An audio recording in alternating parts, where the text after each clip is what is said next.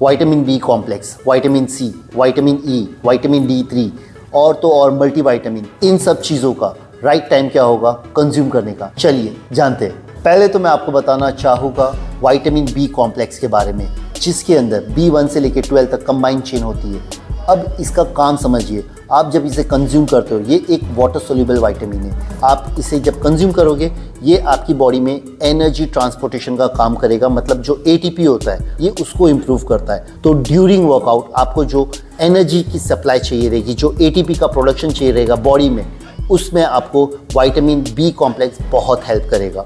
इसीलिए आप vitamin B complex workout के पहले ले सकते हो। आप चाहे मॉर्निंग में वर्कआउट करो, आफ्टरनून में करो या इवनिंग में करो, इट डजेंट मैटर, लेकिन आप विटामिन बी कॉम्प्लेक्स का consumption at least half an hour workout के पहले करना। अब हम बात करते हैं विटामिन सी की।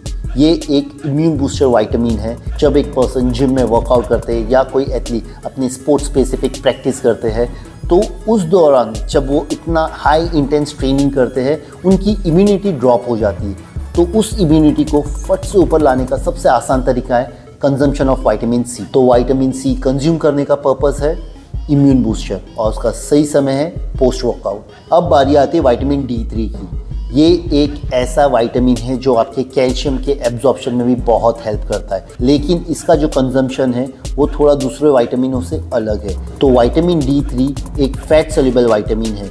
ये आपके ब्लड स्ट्रीम में एज अ फैट सेल बन के घूमता है। अब आपको ध्यान रखना है, इसका जो कंजम्पशन होगा ये वीक में 1 टाइम होगा। 60,000 IU के आसपास इसे कंज्यूम करते हो। इसकी टैबलेट्स भी आती है, इंट्रामसल भी आता है एंड सिरप शॉट्स भी आते हैं। जैसा आप चाहो वैसा कंज्यूम कर सकते हो। विटामिन D3 के ये डोजेज एक ही कंडीशन में चेंज होंगे, जब कोई पर्सन सीवियर डेफिशिएंसी से सफ़र कर रहा हो। अब मैं आपको बताऊंगा एक एथलीट और जो जिम रैट्स होते हैं, ये जो विटामिन ई का कंज्यूम करते हैं। विटामिन ई की अगर बात करें, ये भी एक फैट सोल्यूबल विटामिन। इससे जिम रैट्स और एथलीट्स यूज़ करते हैं एज अ एंटीऑक्सीडेंट, और right time of consumption of antioxidant का होगा पोस्ट वर्कआउट, किसी भी ट्रेनिंग के बाद में।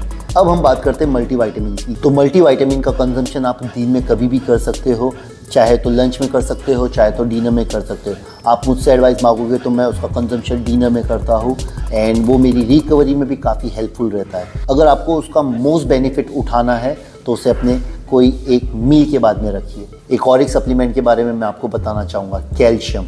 कैल्शियम के मामले में आपको 2 इंपॉर्टेंट पॉइंट्स याद रखने हैं। एक होता है कैल्शियम साइट्रेट, दूसरा होता है कैल्शियम कार्बोनेट। जो कार्बोनेट होता है आप उसको एम्प्टी स्टमक नहीं खा सकते हो, आपको उसको मील के साथ में लेना होगा।